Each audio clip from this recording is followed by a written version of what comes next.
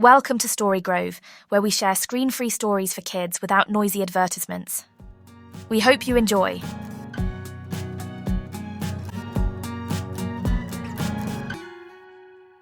Leo Parker had never been the fastest runner, the strongest climber, or the best jumper at school. In fact, he was quite average, the kind of kid who didn't mind being in the middle of the pack. But all that changed one sunny afternoon when his mum took him to the little shoe store on the corner of Maple Street. It wasn't the usual kind of store.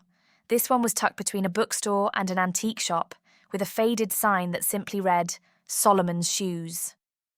Inside, the place smelled like polished leather and old wood. Rows of shoes lined the walls, some ordinary, some strange. There were sandals with feathers, boots with shiny buckles, even slippers that shimmered faintly like they belonged in a fairy tale. Leo wandered to the back, where a dusty shelf displayed a single pair of sneakers. They were bright red with black laces and soles that sparkled faintly, as if dusted with stars. The shopkeeper, an elderly man with twinkling eyes and a slight limp, appeared silently beside him. "Ah, those," he said with a mysterious smile. "Very special shoes, only for someone with a big imagination." Leo's eyes widened. "Can I try them on?" The man nodded. "Of course, but be careful. These shoes have a mind of their own." Leo slipped them on. Instantly, they fit perfectly, as if they had been made just for him.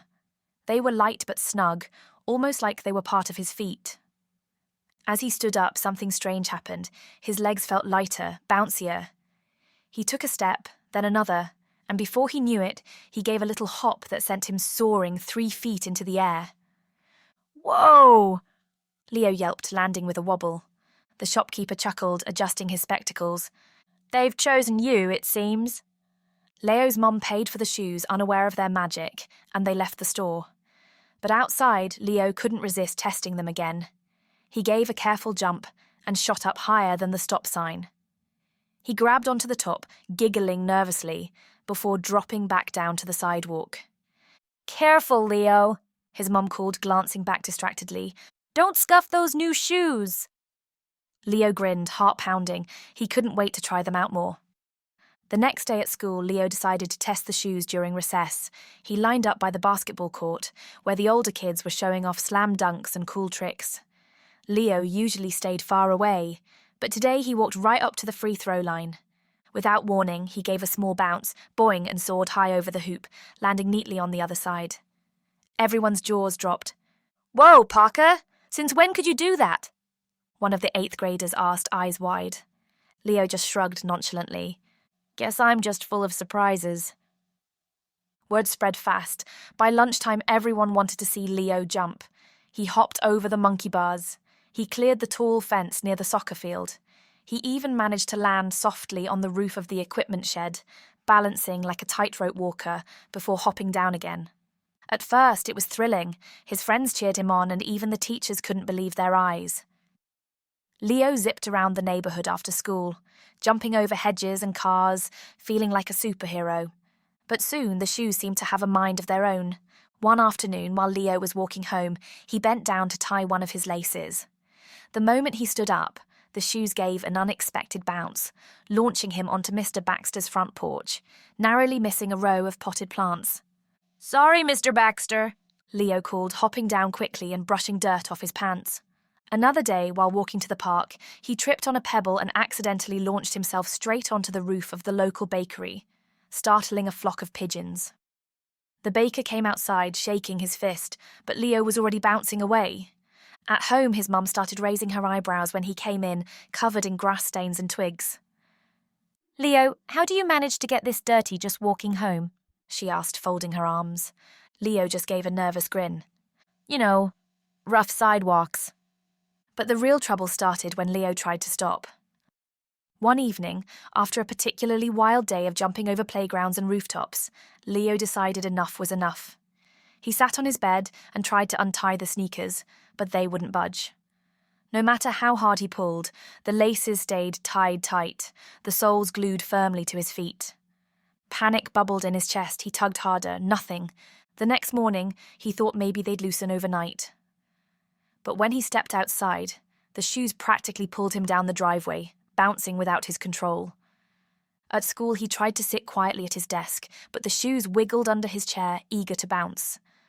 During gym class, they propelled him across the field like a kangaroo, leaving his classmates staring in shock.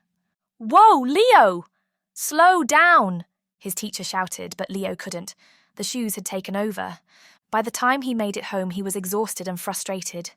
Sitting on the front steps, he stared at his feet. "What am I going to do?" he muttered.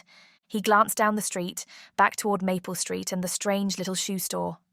Maybe, just maybe, the old shopkeeper would know how to fix things. Leo stood up carefully, bracing himself as the shoes gave a little twitch beneath him. He took a deep breath. Tomorrow he'd go back to Solomon's shoes and find out how to undo whatever magic was keeping him bouncing out of control. Part 2. The Wild Search. The next morning, Leo woke up determined. He'd barely slept, kept awake by the shoes bouncing under his covers all night.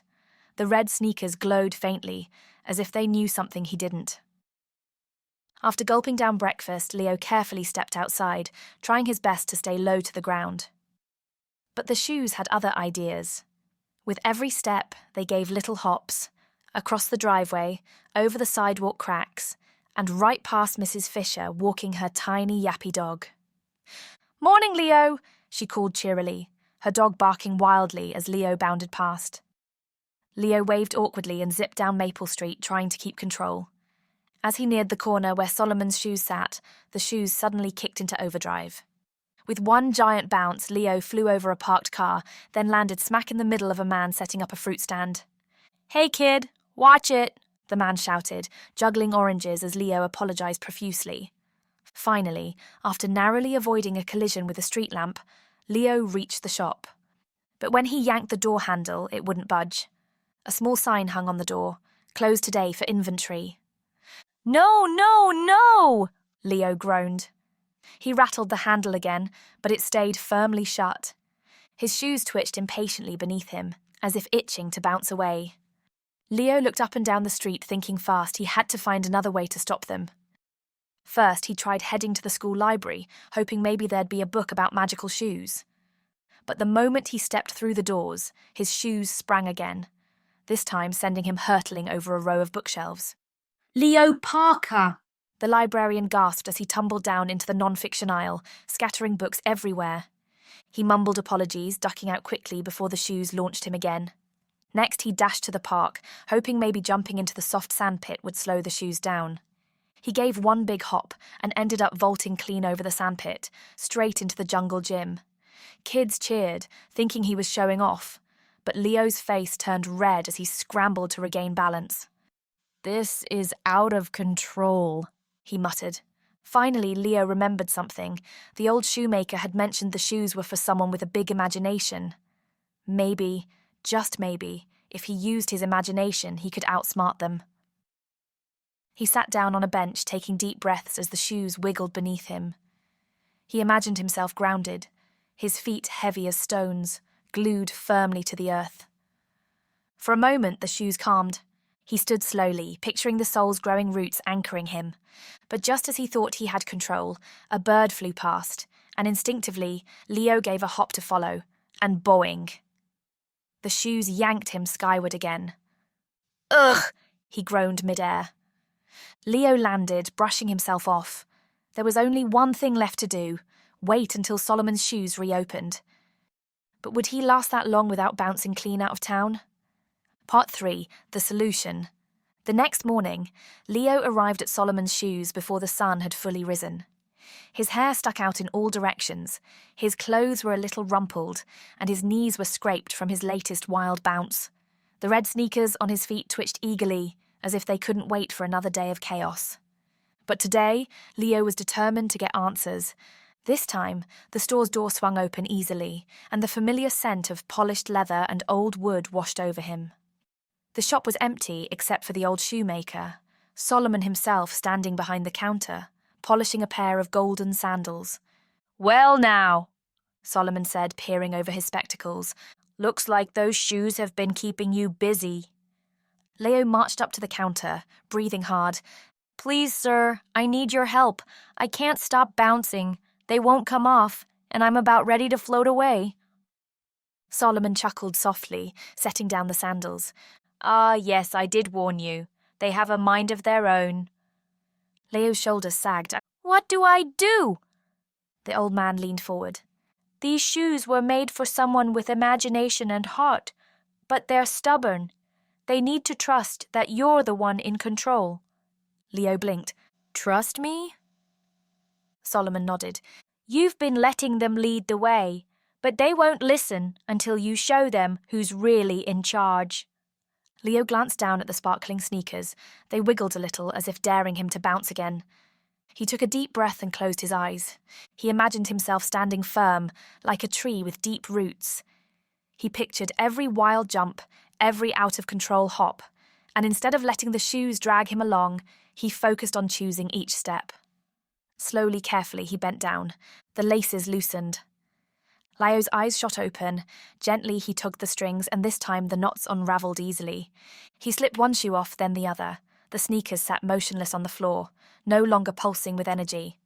Solomon smiled. See, you had the power all along. Leo let out a huge sigh of relief, but as he turned to leave, he paused. Will they ever work again? He asked, glancing at the red shoes. Solomon gave a wink. They'll always have their magic, but now they'll wait until you're ready to use it. Leo nodded, tucking the shoes carefully under his arm. That afternoon, back at the park, Leo walked across the grass feeling light and free. His friends ran up, begging him to show off his incredible jumps again. Leo smiled and shook his head. Maybe later, he said, grinning. Right now, I'm just happy to keep my feet on the ground. And though the shoes stayed still at his side, Leo knew they were waiting, ready for the next adventure, whenever he chose to leap. Thanks for listening to today's story. We hope you enjoyed it and feel calm and cozy. If you'd like more screen-free, ad-free and wholesome stories, don't forget to follow our channel. Or hop on over to our YouTube channel for even more wholesome screen-free tales. See you next time.